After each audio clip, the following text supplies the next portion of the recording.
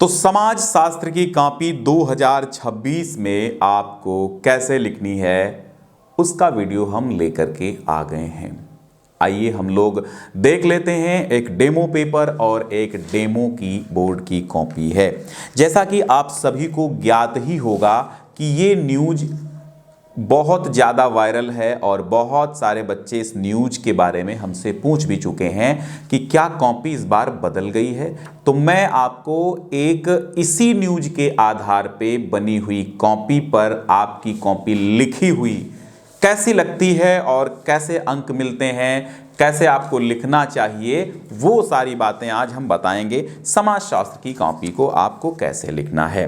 तो देखिए, यहाँ पर एक डेमो पेपर हमने ले लिया है और सारे बच्चों को शेयर कर दीजिए ताकि सबको पता चल जाए कि कॉपी पर अच्छे से समाजशास्त्र में भी 100 में 100 पाने के लिए अच्छे कॉपी कैसे लिखी जाती है। यहाँ पर सबसे पहले बहुविकल्पीय प्रश्न होंगे, 10 बहुविकल्पीय प्रश्न होंगे। 10 के उत्तर कैसे देना, जैसे यहाँ आर्य समाज की स्थापना किसने की है, स्वामी दयानंद सरस्वती ने की है। और एक नगरीय समाज की विशेषता नहीं है तो नगरीय समाज की विशेषता कृषि नहीं है। ऐसे on the principle of population तो माल्थस की है। जाति क्या है, जाति एक संस्था है, ठीक है। और फिर आगे क्या है, राज्य क्या है, राज्य भी एक संस्था है। और सामाजिक स्तरीकरण से क्या तात्पर्य है, सामाजिक असमानता। और फिर यहाँ चिपको आंदोलन किससे संबंधित है, पारिस्थितिकी आंदोलन से। सूचना का अधिकार अधिनियम किस वर्ष पारित हुआ, 2005। पंचायती राज व्यवस्था के कितने स्तर हैं, 3 हैं। हरित क्रांति का प्रभाव प्रारंभ किस दशक में हुआ था, 60-70 के दशक में हुआ था।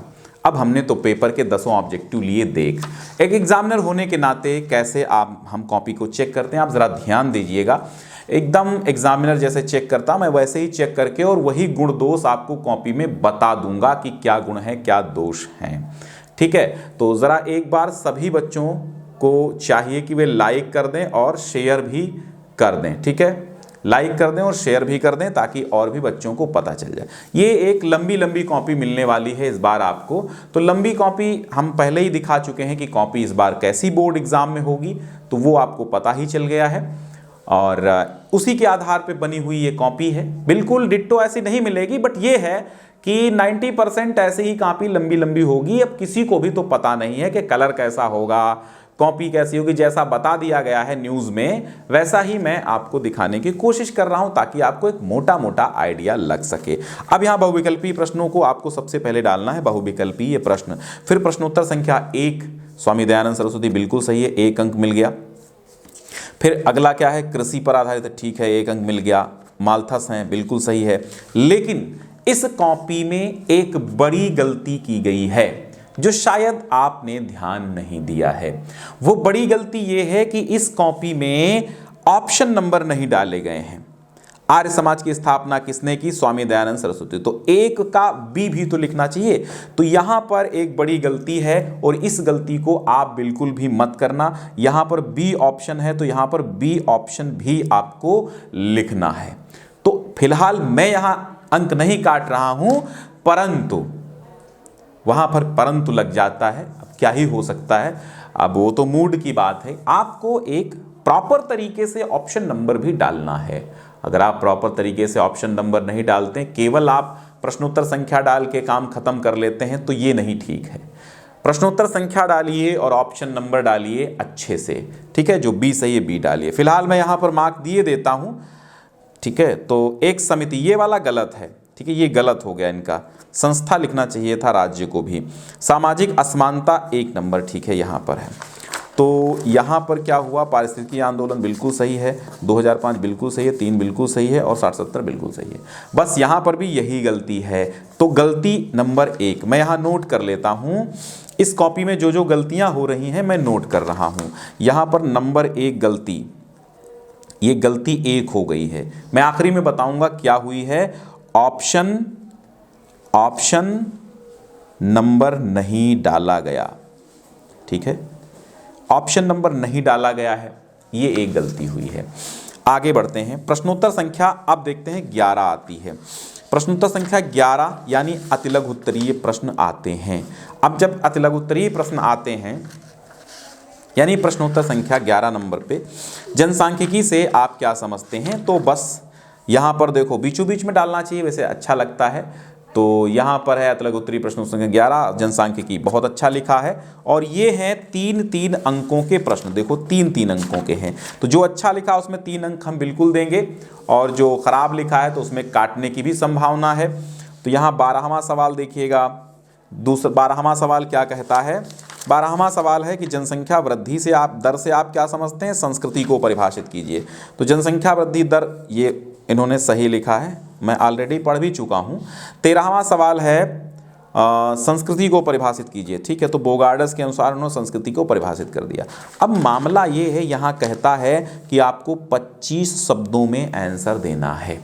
कितने शब्दों में, अतिलघु उत्तरीय का 25 शब्दों में आंसर देना है। कि 25 शब्दों का मतलब है 3 ही लाइन में चीजें निपट जाती हैं, 3 ही लाइन में चीजें निपट जाती हैं 25 शब्दों में। लेकिन अब बच्चे को चूंकि आ रहा है तो वो लिख रहा है तो ठीक है, लेकिन एक टाइम मैनेज। अब देखो इसमें क्या है, इसमें 25 शब्द 20 ही होंगे। अब 13 नंबर में 20 शब्द हैं तो क्या नंबर कटेंगे, नहीं कटेंगे, क्योंकि प्रश्न का उत्तर हमें मिल जाना चाहिए, आपका कोई भी अंक नहीं कटेगा। क्लियर, चलो भैया तो अगले सवाल पे चलते हैं। अब क्या है, 14वां सवाल है। 14वां सवाल क्या कहता है, आप देखिए ज़रा। 14वां सवाल कहता है दिव्यांग से आप क्या समझते हैं। अब ये सवाल ऐसा है कि इसको लिखने लगो तो पूरा पेज भर जाए। समाजशास्त्र का एक ट्रिक होता है कि आप समय रहते सारी चीज़ें लिख डालिए प्रॉपर तरीके से, बस आपको अंक मिल जाएंगे। लेकिन आप अच्छे तरीके से कॉपी को भरिएगा, एक सीक्रेट है मानो। तो यहाँ पर भी 3 नंबर मिलेंगे, क्योंकि आप पढ़ लीजिए सही लिखा है। 15वां सवाल है, और मैं पेपर भी साथ में रख लेता हूँ, और हो सके कोशिश करिए कि सीरियल से ही आप लिखिए। 15वां सवाल है सांप्रदायिकता और आधुनिकीकरण की 2 विशेषताएं। तो ये सांप्रदायिकता धार्मिक पहचान पर आधारित, तो बिल्कुल सही है, ठीक है। चलो ये भी हो गया। 16वां सवाल क्या कह रहा है। 16वां सवाल है आधुनिकीकरण की 2 विशेषताएं लिखिए। तो यहाँ पर लिखिए आधुनिकीकरण की 2 विशेषताएं निम्नलिखित हैं, और यहाँ 1, 2 करके 2 विशेषताएं लिख दीजिए। 3 यहाँ पर भी मिल गई है, ठीक है। अच्छा यहाँ पर क्या है आगे, 17वां सवाल कह रहा है। 17वां सवाल आप देखेंगे तो क्या कहता है, औद्योगिकरण से होने वाले प्रभाव स्पष्ट कीजिए। अब औद्योगिकरण से क्या प्रभाव होते हैं, तो यहाँ आप लिखिए औद्योगिकरण से होने वाले प्रभाव। फिलहाल इन्होंने बहुत लंबा कर दिया है, इतने भी लंबे प्रभाव नहीं लिखे जाते हैं। आर्थिक आधार पर स्तरीकरण हो गया, कुटीर और लघु उद्योगों का प्रभाव, ठीक है, बहुत अच्छा है। 18वां सवाल आता है, और 18वां सवाल क्या है पहले ये पढ़ो। वर्ग से आप क्या समझते हैं, तो वर्ग से वर्ग अर्जित स्थिति पर आधारित होता है, बिल्कुल सही है। और यहाँ इन्होंने और थोड़ा लंबा कर दिया है यहाँ तक, ठीक है। फिलहाल बहुत लंबा आपको नहीं करना है, जैसे इन्होंने कॉपी बैठ के इत्मीनान से लिखी है, 3 घंटे के बजाय 4 घंटे ले लिए होंगे। इतना आप लिखेंगे तो लगभग 4 घंटे लगेंगे। इसलिए मैं बताने के लिए ही ये सब लाया हूँ कि जो इस कॉपी में त्रुटियां हैं, दोष हैं, वो आपकी कॉपी में बिल्कुल भी नहीं होने चाहिए, ठीक है। कि आप लंबा लिखने के चक्कर में अब ये लघुत्तरी जितना अतिलघुत्तरी क्वेश्चन का आंसर हो गया है, बताइए।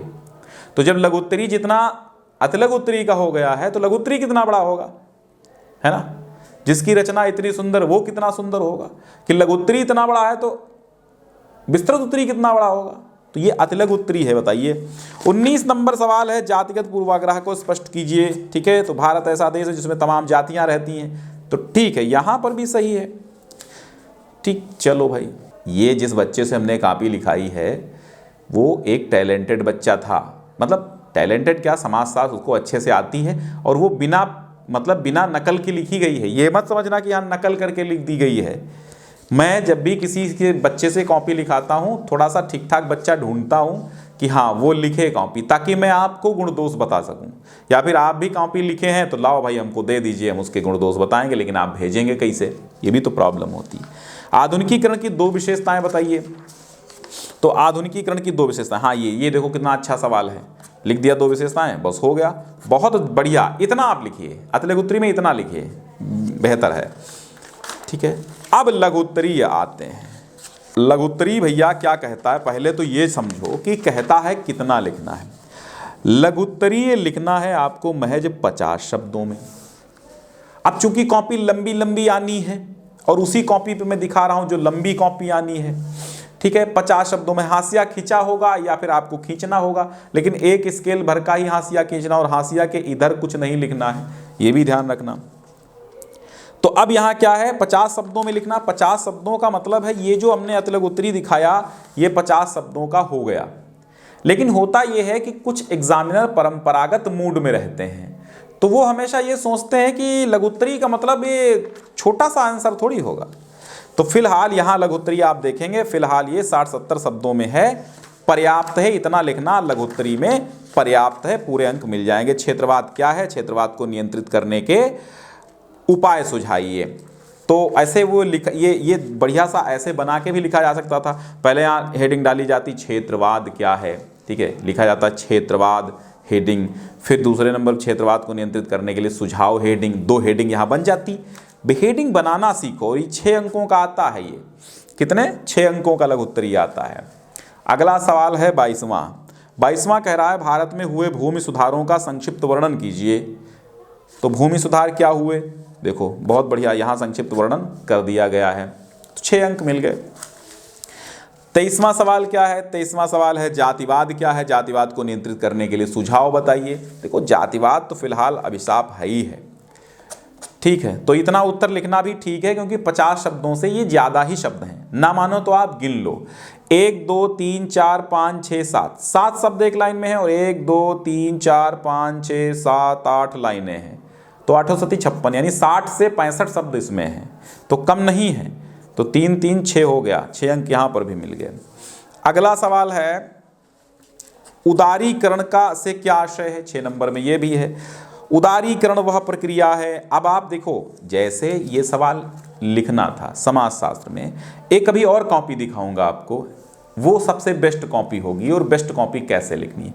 अब यहाँ पर ये भी तो किया जा सकता था कि काला पेन उठाते और यहाँ अच्छे से हेडिंग डाल देते उदारीकरण, है ना, ऐसे डाल देते उदारीकरण, और यहाँ पर ऐसा भी तो लिखा जा सकता था और अच्छे से, तो एक और ब्लैक हेडिंग अच्छी सी दिखती आपको, ठीक है। तो बट इनसे अंक नहीं कटते हैं, लेकिन एक प्रभाव अच्छा जाता है एग्जामिनर पर, ठीक है। ये उदारीकरण के देखो प्रक्रिया है और उदारीकरण के प्रभाव यहाँ देखो, जमींदारी, हाँ, जमींदारी व्यवस्था समाप्त हो गई उदारीकरण से, काश्तकारी सुधार, कृषि भूमि की उच्चतम सीमा का निर्धारण, भूमि की चकबंदी हो गई, भू अभिलेखों का नवीनीकरण हुआ। लेकिन यहाँ पर कैसे लिखा गया है इसमें समझ नहीं आ रहा है। ठीक है, लिखा तो सही है, कोई दिक्कत नहीं है। यहाँ उदारीकरण के से क्या आशय है, इतना लिखने के लिए इन्होंने ये हेडिंग क्यों डाली है, ज़मींदारी को समाप्त करना, बिचौलियाँ, ज़मींदारी को समाप्त करना, काश्तकारी सुधार। हाँ, ये मुझे समझ नहीं आया भाई, मैंने तो इतने में ही 6 नंबर दे दिए, और इतना ही लिखना है आपको लघुत्तरी में, ठीक है। तो ये पढ़ा रहने दो। तो एग्जामिनर को जो चीज़ समझ में नहीं आएगी वो तो भैया देखेगा उस हिसाब से, तो इसलिए आप स्पष्टता लिखिए। अब ये प्रश्न का उत्तर कहाँ का कहाँ रखा गया है भाई, इसके बारे में कुछ आइडिया नहीं, अभी आगे थोड़ा होगा तो बता देंगे अगर कोई क्वेश्चन। सांस्कृतिक परिवर्तन पर एक टिप्पणी लिखिए, तो ये सांस्कृतिक परिवर्तन है, यहाँ पर टिप्पणी लिखी गई है, ये ठीक है, इतने शब्दों में आधे से ज़्यादा पेज भर गया है। फिर प्रश्नोत्तर संख्या 26 है, और जब आधे से ज़्यादा पेज भर जाए तो नया क्वेश्चन नए पेज से स्टार्ट कर लेना, कोई बुराई नहीं है। सर्वेक्षण प्रणाली को स्पष्ट कीजिए, तो ये है सर्वेक्षण प्रणाली, देखो बहुत अच्छा यहाँ पर इन्होंने लिखा सर्वेक्षण प्रणाली, यहाँ तक लिख दिया है, तो यहाँ पर भी 6 अंक मिलेंगे, कोई दिक्कत नहीं है। फिर 27, देखो ये कैसा गड़बड़ मामला है, यहाँ पे दीर्घ उत्तरी प्रश्न ऐसे लिखते दीर्घ उत्तरी, फिर इसके नीचे लिखते प्रश्नोत्तर संख्या 27, है ना। तो तरीके थोड़ा बदलिए, बाकी राइटिंग गड़बड़ है कोई दिक्कत नहीं, ये राइटिंग भी बहुत अच्छी थोड़ी ना है, लेकिन बहुत अच्छी कि आप कोई कंप्यूटर से टाइपिंग थोड़ी एग्जामिनेशन में कर पाएगा, लेकिन बस वही है, ध्यान रखना है, आपको ध्यान रखना है सारी बातों का। जो मैं बता रहा हूँ बारीक बारीक बातें बहुत बहुत बता जाता हूँ, आप ध्यान नहीं देते हैं।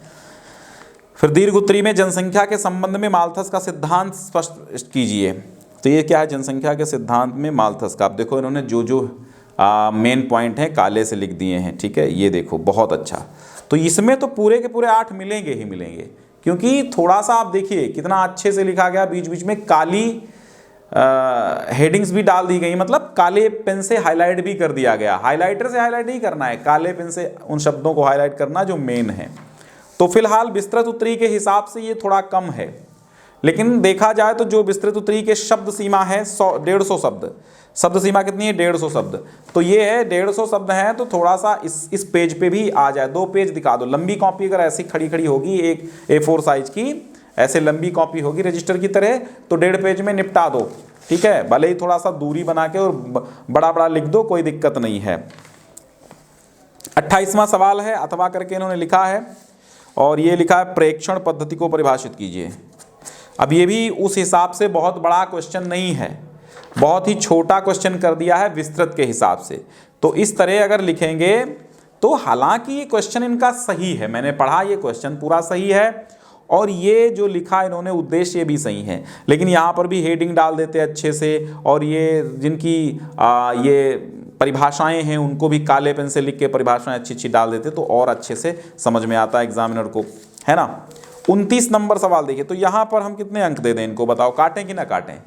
हैं, काट लें, 1 अंक काट लें कम लिखने का। और ऐसा होता है समाजशास्त्र में कि कम लिखा होता है तो कट भी जाते हैं 1 आध अंक। क्या आपने बहुत छोटा सा दीर्घ उत्तरी लिख दिया, 150 शब्दों में लिखना है, हालांकि 150 शब्द ये नहीं है, आप गिनिए 150 नहीं निकलेंगे। अब देखिए 1 2 3 4 5 7 मान लेते हैं, तो 1 2 3 4 5 6 7 8 9 10 11 12 13 14 15 16 17 18, नहीं 150 नहीं है, कम ही होंगे 10-15 शब्द, ठीक है। तो बढ़ा दो कि इसके उद्देश्य निम्नलिखित हैं, 1 लाइन ऐसे तो भी बढ़ा सकते हो। चलो मैं फिलहाल दे देता हूँ 8 अंक, कोई दिक्कत नहीं है, बच्चों के साथ अन्याय बिल्कुल भी नहीं करना चाहिए, लेकिन आप जो है इस सब चीज़ों का ध्यान रखें। 29वां सवाल है कि सामाजिक सर्वेक्षण से आप क्या समझते हैं, और इसके प्रमुख उद्देश्य या नगरीकरण क्या है, गुण दोष लिखिए। तो इन्होंने नगरीकरण वाला लिखा है, तो ये नगरीकरण इन्होंने देखो, हाँ अच्छे से, ये बहुत अच्छा क्वेश्चन लिखा है, ये बहुत अच्छा क्वेश्चन लिखा है। डेविस के अनुसार, फेयरचाइल्ड के अनुसार, बर्गल के अनुसार, बहुत बढ़िया, बहुत सुंदर। अब इसमें 1 अंक नहीं कटेंगे। नगरीकरण के गुण बहुत अच्छा, नगरीकरण के दोष बहुत अच्छा, यानी हेडिंग बना बना के इन्होंने लिखी है, तो पूरे पूरे 8 अंक मिल गए। तो यहाँ पर अगर हम देखें, और बाकी आगे काम खत्म है, ठीक है, आगे काम खत्म। पीछे उत्तर पुस्तिका पे जो होते हैं वो विवरण होते हैं, मतलब वो निर्देश होते हैं। एक गलती यहाँ पर कर दी है, क्या कर दी है, एक गलती यहाँ पर कर दी है कि अंत में अनुक्रमांक डालना बिल्कुल ना भूलें। अंत में अनुक्रमांक अंकों में और शब्दों में क्या डालोगे, अंकों और शब्दों में अनुक्रमांक जरूर डालोगे, ताकि एग्जामिनर को ये पता चल जाए कि अब बच्चे ने कॉपी खत्म कर दी है, लिख डाली है, ठीक है। तो हमने देखा तो भाई ये कॉपी एवरेज थी, ये कह सकते हैं, और यहाँ पर इस कॉपी में इसको मिले हैं कितने अंक मिले हैं, इस कॉपी में इस बच्चे को जो अंक मिले हैं वो 99/100 मिले हैं। कितने मिले हैं, 99 मिले हैं 100 में से। 1 अंक कट गया बहुविकल्पी का। देखा जाए तो नंबर इनके 97 ही होते, लेकिन 2-3 अंकों का हमने क्या किया है, उदारता दिखा दी है और दे दिया है 2-3 अंक, ठीक है। तो मिलते हैं किसी और वीडियो में, और इसी टिप्स एंड ट्रिक्स के साथ शेयर कर दीजिए कॉपी, ताकि और भी बच्चे बहुत अच्छे से समझ सकें इन सारी चीज़ों को।